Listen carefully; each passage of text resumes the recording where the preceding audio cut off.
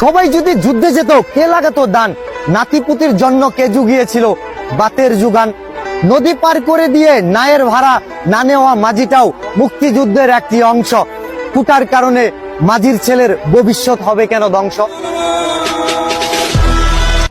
আমাদের এই স্বাধীন বাংলাদেশের বর্তমান পরিস্থিতি থেকে শুধু একটা কথাই বলতে চাই, আমি গর্বিত যে আমি অশিক্ষিত।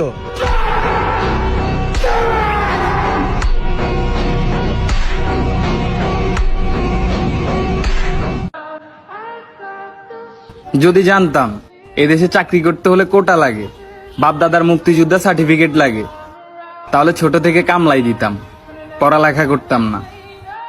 আর যদি জানতাম এদেশের রাজনীতি আমাদের মা বোনদের গায়ে হাত তোলা শিখায়, তাহলে সত্যি বলতেছি শুধু রাজপথ না, এই দেশ ছেড়ে দিতে দুইবার চিন্তা করতাম না। অধিকার চাইতে গেলে রাজাকার উপাধি পেতে হয়।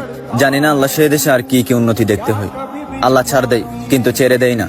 আজ আমরা সত্যি লজ্জিত, কারণ আমরা বাঙালি। কথাই আছে না, সঙ্গে থাকলে সঙ্গী, বিরুদ্ধে গেলে জঙ্গি। যদি চাও অধিকার, বানিয়ে দেবে রাজাকার। চাইলাম অধিকার আর পাইলাম ডাক রাজাকার। তারপরও সবকিছুর বিনিময় হলেও আমরা চাই আমাদের ন্যায্য অধিকার।